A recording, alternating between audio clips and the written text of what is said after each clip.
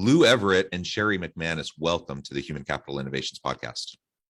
Glad to be here, Jonathan. Thanks for having us. Yeah, it is a pleasure to be with you.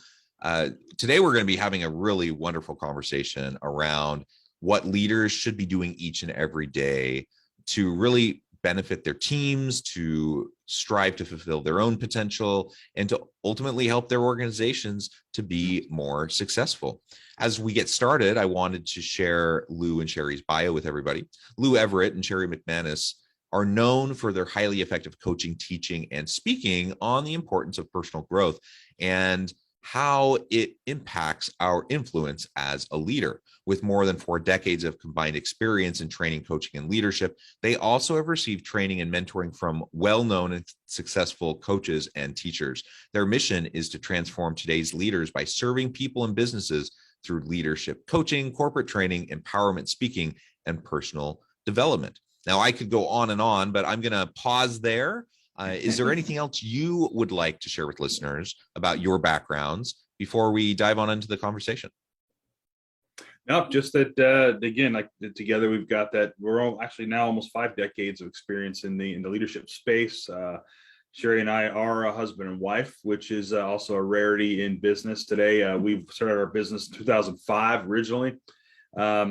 We did this in a way, we would just started dating, moved in together, and started a business. I don't recommend that you do this just starting out in a relationship, but I will tell you, it told us whether or not we were going to work or not, and we're still here, so it worked. We figured it out. Wow, trial by fire, crash course in multifaceted relationships. Yes, yeah, jump in. I don't know how she tolerated me the whole time, but she did. Anything you would like to add, Sherri? No, I think that's really good. We both have very unique stories, getting to the point that we have. So it's fascinating. And a lot of folks are very intrigued the fact that we are a husband and wife duo and have a successful business. So people are very intrigued about that. Yeah, that is wonderful. And I think, like in my family, my wife and I are both educators, both professors, and we both teach at the same university. And that's still that kind of proximity in the workplace. Sometimes it feels a little much when we're around each other all day. Of course, we love each other, and we work well together. But yeah, I mean, it's just there's a reason why people often don't work with family. That's right. There are multiple reasons. Yeah. Yeah. And we just ignored those and just jumped in. You're very brave, or sometimes, as people tell me, my wife and I, we have 6 children. So they always, people will say, "Whoa, you're so brave to have so many children." We say, well, we're either brave or we're insane. So I'll say the same thing to you. You're either brave or insane, or a mix of the two. Probably a nice blend of the two. More on the insane side for me, for sure. Wonderful. Well, as we dive on into the main topic of conversation, not just your insanity, we're going to focus on really what leaders can and should be doing each and every day. Now, I know that you focus a lot on what you say are the 6 things leaders should do every day. So I'm curious what those specific 6 things are. But even if we just zoom out a little bit and just talk about, what are the regular things that people need to be focusing on? Because we get so caught up in the grind. It's so easy to just be a leader who's running around, not actually leading, but micromanaging, or just running around putting out fires, and not doing any of the strategic stuff or the relationship building stuff, or those other things that leaders should be doing. And if we're not super intentional about it, we can easily get sucked in to the daily grind, and all of a sudden we're not actually doing much of anything that really defines leadership. We're just kind of administrating, we're managing, and falling into that trap. So let's lay out what those 6 things are that you like to focus on, and then we can start to dissect them a bit. Yeah, these 6 things are things that we've narrowed it down to, right? That okay, these are, if we were to take and just talk organically about these things, and you're going to see what that this all makes sense. Now, there's other things I'm sure we can add to this, but they generally will fall within these 6 levels, or these 6 main topics. as we go through this, we created this in a way where it's what we call, it's a mnemonic, right? It's basically each one of these actually spells out a word, and you're going to catch on to what that word really is, which will help kind of remember that, hopefully. And if not, Sherri has a really cool thing that we can knock out. I believe that one of our mentors had mentioned too that would help us remember. I believe it's there's an acronym that'll help too.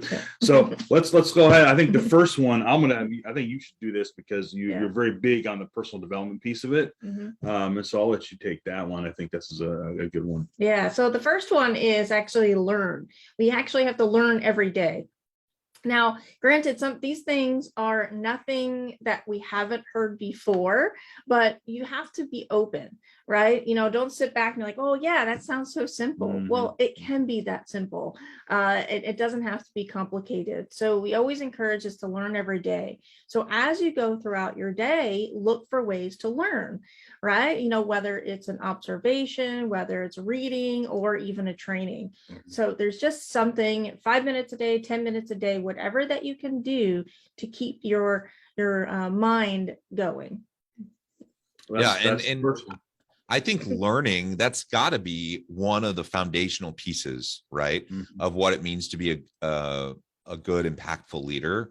We have to have a growth mindset, and we have to recognize that in this uncertain world full of complexity and messiness, and the rate and pace of change is just accelerating, like we either have to continually be developing and learning and growing, or we're going to be obsolete, and we're just not going to have organizations that matter, that have any relevance in the world or add any actual value to the marketplace. And so learning has to be foundational. Now, again, because people so often are so busy, they're running around like chickens with their heads cut off, putting out fires all day, it can seem really daunting to try to think, I need to learn today. But as you mentioned, yes, sometimes that means you're going to like a workshop or a training session or a retreat. Those things take more time. But there are simple things we can do each and every day, and sometimes it's in 5-minute increments. And don't ever forget the power of things like podcasts or TED Talks, or like all of these free resources that are out there, rich, full of content that's going to be valuable to you. One of the things that it's been, 10 years or so now, that I just got into a daily habit of just, what's the TED Talk of the day that I'm going to listen to? And sometimes they're kind of tangential, like not any direct connection to what I do, but I always gain insights, and they always are inspiring and will influence me in some way. So just whatever it is for you, look for those opportunities. Yeah, that's a very good point. I know that one of the what I do still to this day, we have to make time for this stuff. As a leader, if you're not a leader in yourself, you can't lead other people, right? You're only going to be able to give at the limit of your own growth. So you've got to grow in order to grow the team and people that you lead. And at lunch, if you have a half an hour, it's funny, I told this, one of our clients as well, during your lunch hour or half an hour, whatever you get, and before I could even finish that sentence, so lunch? What are you talking? I don't have time for, well, there's a problem there. And when it comes down to it, it's about self-management, not time management. And so self-manage, plant your time for the time that you're supposed to care for yourself during that lunchtime. And for me, what I always encourage is during that 30 minutes, or whatever time you have, find a series, whether it's a podcast or a video series, whichever works best for you, or a book. Take that moment. I always thought watching a video series during lunch while I can eat it at my desk. If we don't want to separate from our desk, okay, but let's separate from other things and grow ourselves, right? So there's ways to do it. Don't make excuses, just make it happen when it comes down to learning. Yeah. And, you also mentioned, maybe this is one of your other 6, but self-care is really, really important. And so things like someone saying, I never have time to eat. Oh my goodness, that is very problematic for a variety of reasons. But certainly if you don't have time to pause and think and self-reflect and do things like learn, but also just disconnect for a minute and recharge your batteries and just some of those basic things, there are going to be other bigger problems. And it's not just about you. So you may think, well, I'm just so busy, I just have to power through. But remember that you're setting an example for your team. And so if everyone sees you working through lunch, guess what your team's going to end up doing?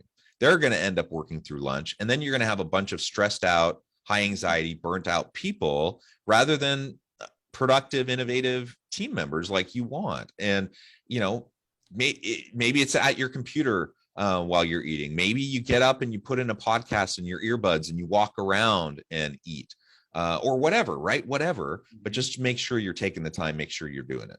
Yeah. No, very important stuff. Yeah, that's good. Mm-hmm. That's good.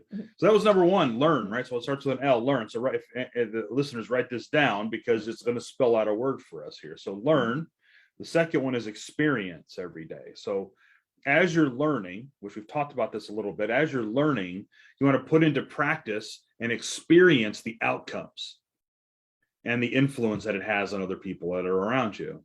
Because once we've learned and we're continuing to grow ourselves and we learn, then other people begin to see it based upon how then we have enacted. Learning is about practicing what we've listened to, watched, read, not just listen, watch, read, and put it away. It's an action.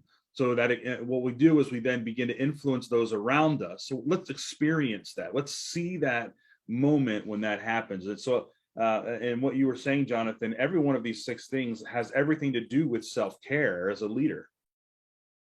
Everything does, because it all begins, or whether it's the science about being a leader, or whether it's about the power skills, we call it, of being a leader, it's still all self-care. So we want to take the time as we learn to put it into practice and experience what those outcomes are. That's the second one. Yeah. And without application, without the experience piece, are we really learning? Probably not. Certainly we're not having impact. So the experience piece is so vital. All right. Yeah. Number 3. And that leads right into this one. Yeah, I was just going to say, you actually kind of hit the nail on the head. So you need to apply every day, right? So we learn every day, we experience every day, and then next is apply every day. So you got to take what we've learned, take what we experienced, and then actually apply what worked and what didn't work, and then to make the difference in others.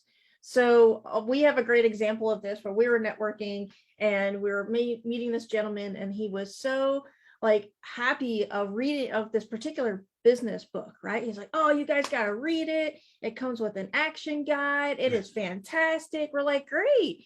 We're like, so how did that work out for you? Oh, I didn't even do the action guide. I didn't even finish the book.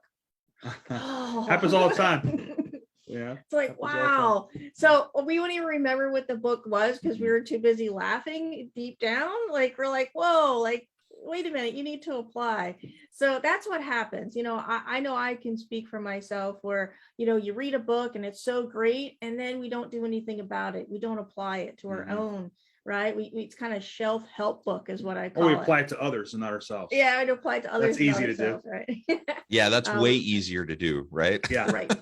In our minds, oh yeah, well that person needs it. Oh, well that applies to that person. But well, maybe, but it doesn't necessarily mean it doesn't apply to you. Yeah. And I have no control over that person. I do have control over myself.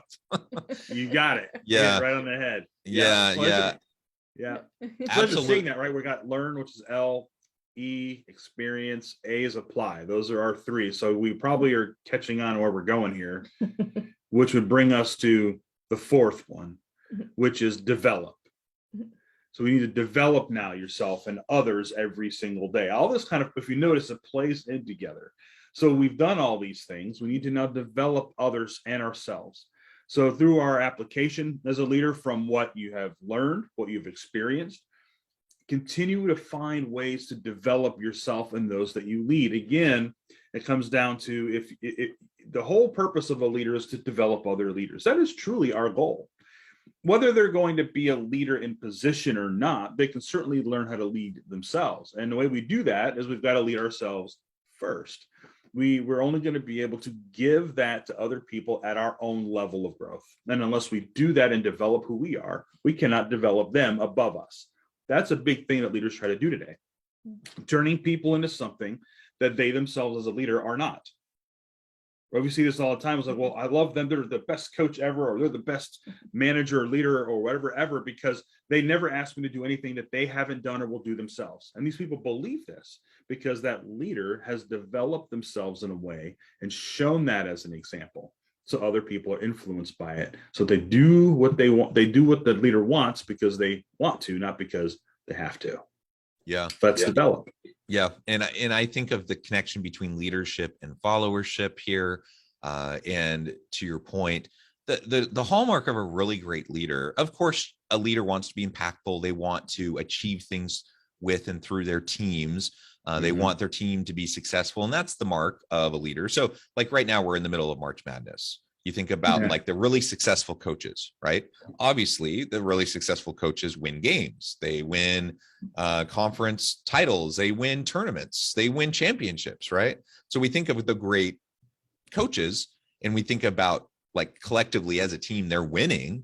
But how else do we think about the great coaches? In sports, we think about the great leaders, the great coaches in terms of their lasting impact in the lives of the players. We think about it in terms of how they train up other coaches who then will eventually leave their staff and go out and coach their own teams and the success that they have. So we think about kind of their tentacles of impact, right? And it's the same thing within organizations. If I'm an effective leader, yes, I'm achieving results with my team in the here and now. That's important, of course. But what's even more important, probably a mark of an even greater leader, are those who are strengthening their bench, those who are building up the capacities and helping their people fulfill their potential, and those who create the next generation of leaders. Yes. And that's all about development. And we cannot forget about that. And again, I've said it now a couple of times, but if we're just in crisis mode as a leader, we're not actually leading. We're just putting out fires. We're just managing the situation. We're not leading. We're not developing. We don't have time to even think about really developing our people. And so we have to be able to step back, to reevaluate, and to focus on what's going to help not only us learn and grow each and every day, what's going to help our people learn and grow each and every day. That's a good point. You know, and I love the followership piece because an excellent leader is an excellent follower as well. And that's where they've come from. I think that's very important to know. And actually being intentional. That's the whole thing. There's so many folks that have those fires and have playing whack-a-mole every single day. I get it. We've been there, done that. However, if you want long lasting for your team and for yourself, you have to be intentional to carve out just a little bit of time so you can develop yourself and can develop your team to whatever best productivity that may be. Yeah. And I should say, you know, I should acknowledge that there's a time and a place to deal with emergencies. So you need to have the ability to do that. You need to lead through crisis, right? So sometimes you do have to put out fires. I'm not trying to say that you never have to do that, but if that's all you're doing every day, all the time, then it's a huge problem. That's right, because we're being reactive at that point, right? It's like instead of the farmer and the agriculturist going out and seeding and developing trees in the forest, they're putting out the forest fires, or they're the firemen instead of figuring out it doesn't work, right? You're always going to constantly be doing other things besides what you are there to do, and that is to develop other people. So yes, you're right. The bottom line is important. Fires are going to happen. You've got to be able to work and manage and lead through crisis, but you also have to understand that crisis should not be happening every single day, minute. It needs to be managed, and that is what needs to be managed. People need to be led. Yep. Perfect. Yeah. All right. Number 5. Number 5. Yep. So the number 5 is evaluate every day. So through our development, you must evaluate the real impact and the effectiveness, right? So we've gone through the learning, we've gone through the experience, we've gone to the application and the apply. Now we're developing, but now you have to evaluate to figure out what is using the best of the influence that you have on others so you can make the adjustments and to keep your ego aside. This is a key thing. You said the big 3-letter word there. I know, ego.